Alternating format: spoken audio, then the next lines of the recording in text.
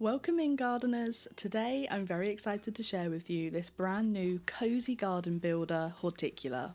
You may have seen me mention it in my previous video, but Horticular released on Steam on the 11th of July and it has gathered a whole load of positive reviews so far. I'm really looking forward to showing you what it's all about, so grab a cup of coffee and let's take a look. The story of Horticular begins when mysterious gnomes manage to communicate with you from another world.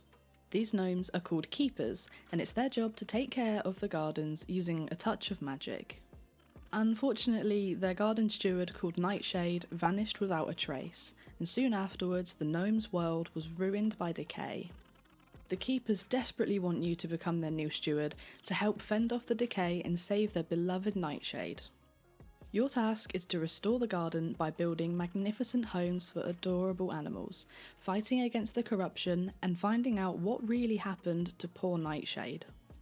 After giving yourself and your garden a name, you start your Horticular journey being thrown straight into the tutorial. The keepers will continuously send you letters throughout the game as this is their way of communicating with you. All the empty squares of land surrounding your teeny patch of grass is called waste. You can earn gold by digging up the waste with your spade and replacing it with another surface. To begin with, you'll have limited access to surfaces like grass and dirt, but you quickly unlock plenty more surface types as you progress. In the early game, the keepers will set you simple tasks which you can complete to earn gold and other rewards. Then, you can spend your gold expanding your garden, purchasing goods, or placing plants and other items in your garden. In the items menu, you'll see most things have a cost and an income. This tells you how much gold the item will generate for you every day. Of course, building a beautiful garden is one thing, but building suitable habitats for over 30 different creatures is a whole other challenge. Every plant and placeable item will have one or more traits, and every creature will require at least some of those traits to make up their habitat. It gets more complicated once you start adding in different surface types like water and animals who refuse to be put next to others. Some of these animals have a tendency to overpopulate. Anyway, new creatures will sometimes show up to visit your garden as guests, and clicking on them will increase your known info about their habitat needs until they become fully learned creatures. Once you know how to properly care for them, you can mark out and construct the perfect habitat to allow them to move into your garden. Curious creatures appear when an empty habitat is available and their preferred weather type is active. You can drag and drop a curious creature into its new home or relocate existing animals from one home to another. Setting up habitats for keepers is really important because they'll help you to take care of your garden. Over time, your items will decay and your animals fall sick, but don't worry, you'll have access to magical spells to restore your plants and cure your creatures. You're also going to need those magical spells to fight off the corruption sent by your nemesis. Every few days, evil creatures turn up and attempt to ruin your hard work. The only way to get rid of them is to banish or befriend them. Along your Horticular journey, you'll unlock the ability to purchase helpful upgrades to make life easier in a number of different ways. Mercury, the merchant, will also arrive and sell you some brand new goods. His stock rotates every few days, so make sure to buy what you can. You'll also participate in regular competitions called Hortic Days. This is where your garden is ranked against others and you have the opportunity to win medals and prizes. As you grow your garden and attract new creatures, you will increase your garden love value. This is the overall condition of your garden and is based on a number of factors, including the variety and size of your garden, how many animals you have homed, and the number of upgrades you have unlocked. Your garden love percentage affects bonus gold income and helps improve your Hortic Day score. As you can see, there's a lot involved in this seemingly small game.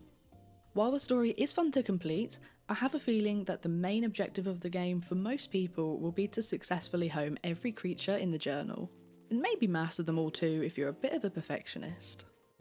Horticular was inspired by a combination of Viva Pinata and Roller Coaster Tycoon. It's been developed by Swedish solo indie developer Robert Kaufman and was in development for around 3 years. It was published by Slug Disco, a small indie games development studio based in the UK who have a focus on nature-themed games. The Horticular community is growing steadily, pun intended, And Robert has made mod support readily available to everyone, so there are already loads of mods with additional plants, items, and animals in the Steam Workshop ready for you to download.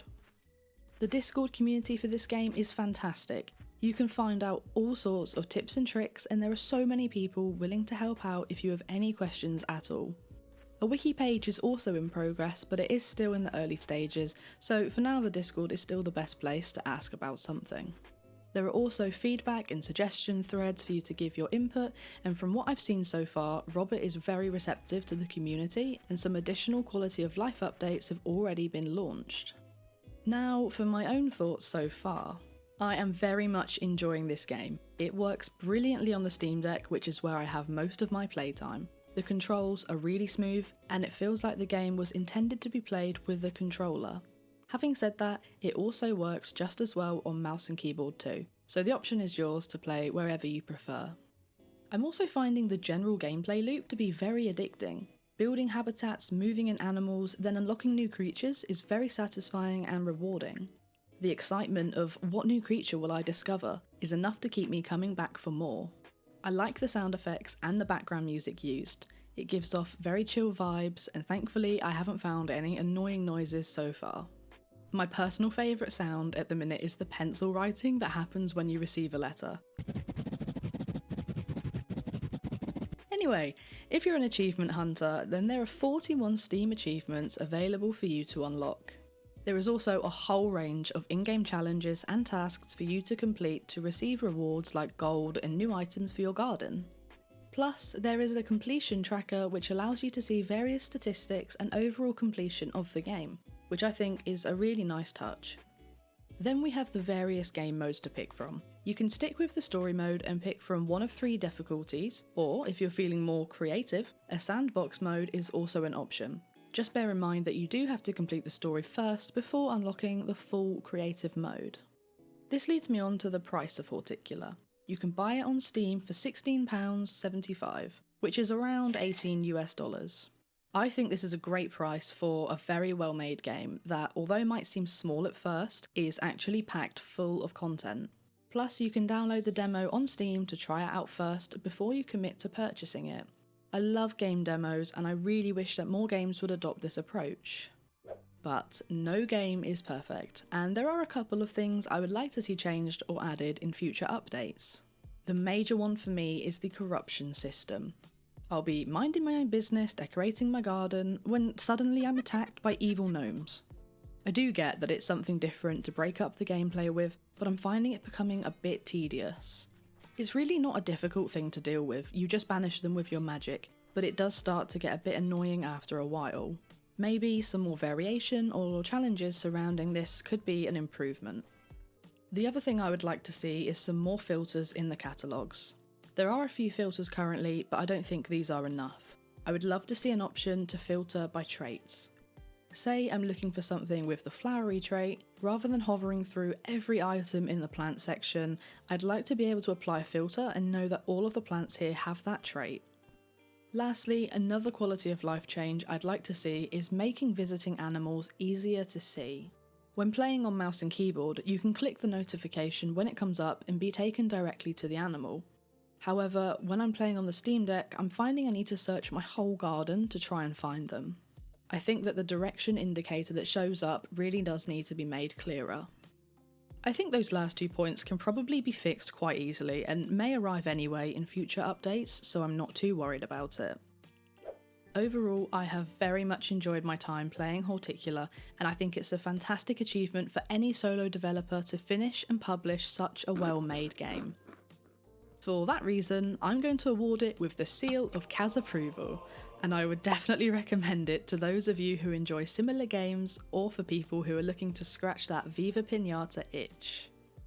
Also, a brief moment to say a huge thank you to those of you who have already subscribed to my channel. We've hit our first 100 subscribers, which is completely amazing and already way further than I thought I would get.